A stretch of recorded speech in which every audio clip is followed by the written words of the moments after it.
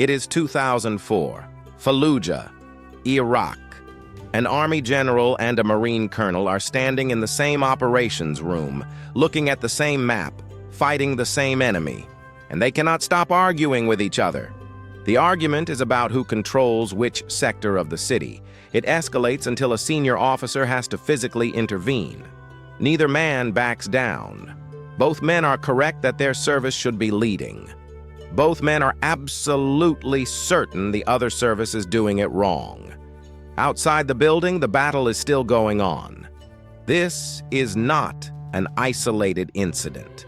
This is 250 years of institutional rivalry playing out in a combat operations center in the middle of a war. The rivalry between the United States Army and the Marine Corps is not a joke. It is not just trash talk between recruits. It is a structural, institutional, and at times genuinely bitter competition that has shaped American military history from the Revolution to the present day. Today, we are going to explain where it came from, why it never died, and what it actually costs.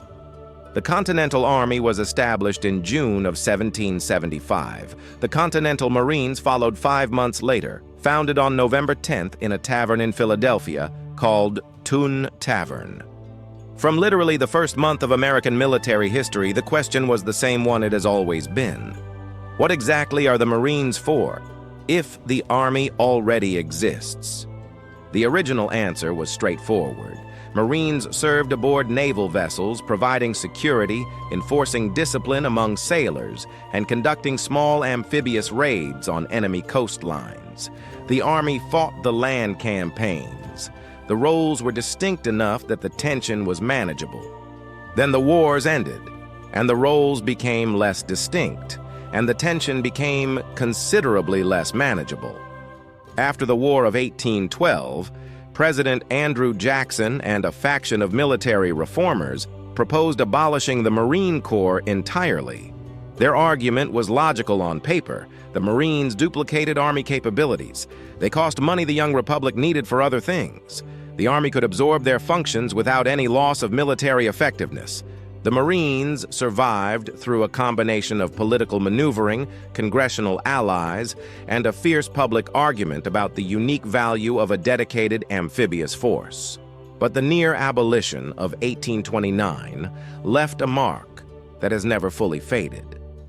The Marine Corps has been defending its right to exist as an independent institution for nearly 200 years. That institutional memory of near extinction is not an abstraction. It is the reason the Corps fights as hard as it does in Washington and in the field to prove it deserves to be there. The rivalry sharpened into something harder at the Battle of Belleau Wood in June of 1918. Marine and Army units fought together in that forest against German forces with extraordinary ferocity. The losses on both sides were severe. The fighting lasted 3 weeks. When it was over, American forces had held their ground, and the Germans had taken casualties they could not easily replace. Then a censorship mistake changed history.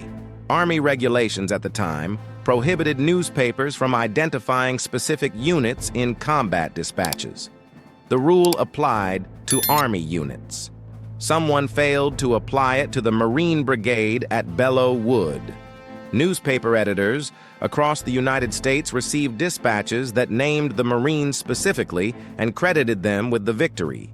Headlines celebrated the Marines by name. The American public read about Marine heroism in vivid detail. The Army soldiers who had bled in the same forest, under the same fire, on the same days, were not mentioned. They could not be mentioned.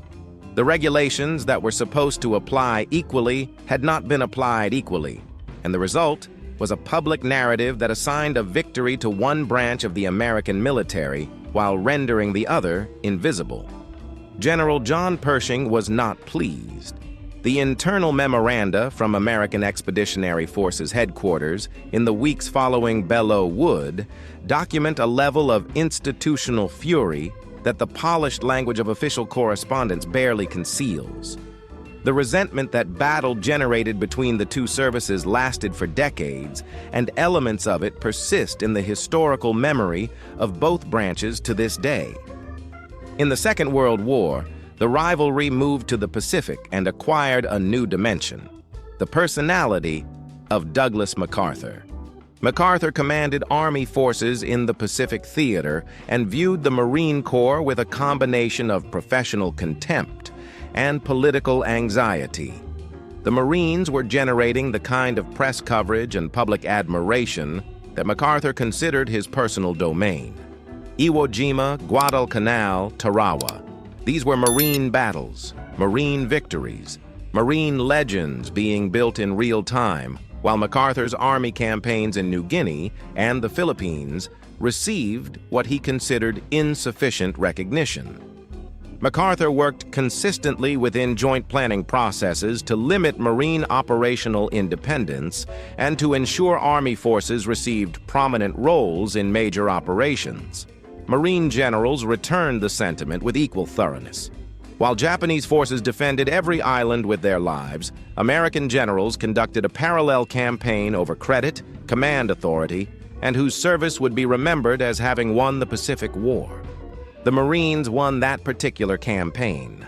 Their legacy from the Pacific Theater, built on some of the most brutal combat in American military history, became the foundation of the Corps' modern identity and the source of the institutional confidence that Army veterans find alternately admirable and insufferable. The most consequential battle between the two services was fought not on any beach or in any jungle, but in congressional hearing rooms in Washington in 1947. The National Security Act of that year reorganized the entire American military establishment. The Army, working through allies in the newly created Department of Defense, lobbied for a restructuring that would have reduced the Marine Corps to a small ceremonial force. No independent air wing, no large-scale amphibious assault mission, no ability to conduct independent combat operations at the division level. Marine Commandant General Alexander Vandegrift appeared before the Senate Armed Services Committee and delivered testimony that people who were in that room described afterward as among the most direct and unsparing addresses ever given to Congress by a military officer. Vandegrift told the senators plainly that what was being proposed was the institutional destruction of the Marine Corps under bureaucratic cover, and that he intended to say so clearly, regardless of the professional consequences. The Marines kept their air wing. They kept their amphibious mission. They kept their independence. The National Security Act, as passed, included specific statutory protections for the Marine Corps that remain in federal law today. The Army had come closer than it ever had before to achieving what military reformers had been attempting since 1829. It did not succeed. Understanding why the rivalry persists requires understanding what each branch actually thinks of the other, and the most revealing evidence is the jokes. Army jokes about Marines follow a consistent pattern. They emphasize aggression without thought, physical courage without intellectual depth, an institution that has built its entire identity around being willing to charge directly at things. Marine jokes about the Army follow an equally consistent pattern. They emphasize institutional bloat, bureaucratic comfort, a force so large and so well-resourced that it has forgotten what hunger and urgency feel like. Each branch is not really making fun of the other. Each branch is making fun of its own deepest anxiety. The Army's jokes about Marines reveal Army anxiety about whether 450,000 soldiers can maintain genuine warrior culture at that scale. The Marine jokes about the Army reveal Marine anxiety about whether being small and elite is enough to stay relevant in a world that increasingly rewards mass and resources over identity and tradition. The rivalry is each institution arguing with its own reflection. It always has been. At the individual level, the rivalry looks different. Ask a Marine who served in Ramadi in 2006 what he thinks of the Army soldiers who were there with him, and the answer will not match the institutional talking points. At the level of the individual warfighter, 250 years of history compress into something more immediate and more human. You trust the person next to you because you have seen what they will do when it matters. The uniform becomes secondary. The institutional rivalry and the ground-level reality have always coexisted in the American military. They will continue to coexist. Two services, founded in the same year, forged in the same wars, competing for the same budget and the same recognition, arguing the same argument they have been arguing since 1775. And somehow, every time it has mattered most, the job has gotten done. Whether the rivalry made that possible or happened in spite of it is the question military historians will be debating for another 250 years. Tell me in the comments, Army or Marines, and if you served in either, I want the best rivalry story you have got. I read every single one.